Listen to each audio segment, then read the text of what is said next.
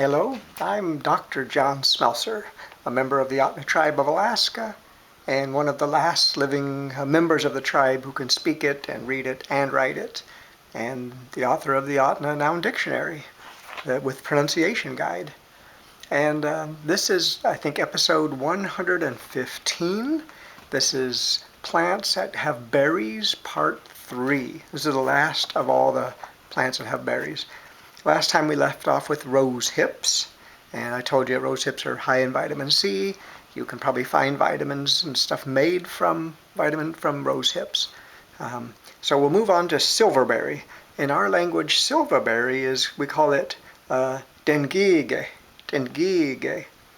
And I don't recall if you can eat silverberries. I don't recall. Then there's soapberry. Here's what I know of soapberry. In our central and lower area, we call soapberry sligige. In Mentasta, our northernmost village, they call it sosgige. But I also now know that it's sometimes called dluni la. Dluni means mouse.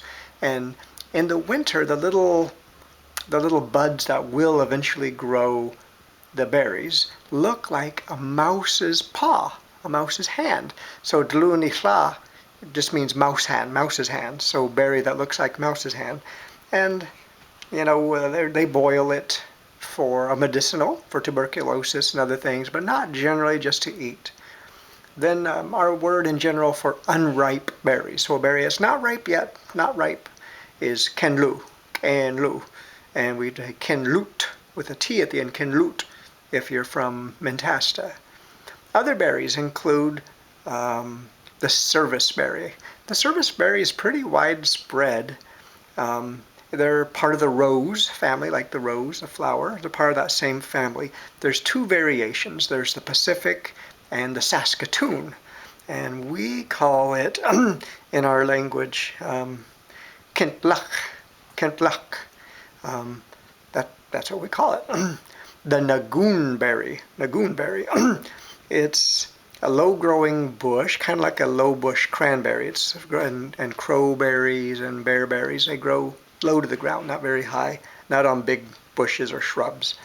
The nagoonberry looks kind of like a cluster of salmon eggs, the way a salmonberry looks, in a way like the way a raspberry kind of looks, like a cluster of eggs, but very red, not orangish.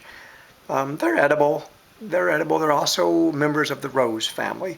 And we call that sometimes nagai gigi. Gigi meaning berry, and nagai is the word for frog. So it's frog's berry. We talked about soapberry already, so watermelon berry. There's actually a berry in Alaska called watermelon berry, even though watermelons don't grow very well in Alaska. The season just isn't really long enough for it. But they're rare. I really hardly ever come across them, but I've eaten them. They're edible.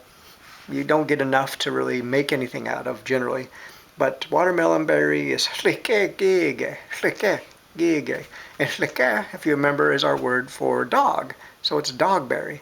If you remember, sluka means salmon, but it's slikegige, dogberry. They're edible. They're also not very common. I haven't come across them too often. But anyhow, that is the end of plants that have berries that grow in the Ahtna country of Alaska.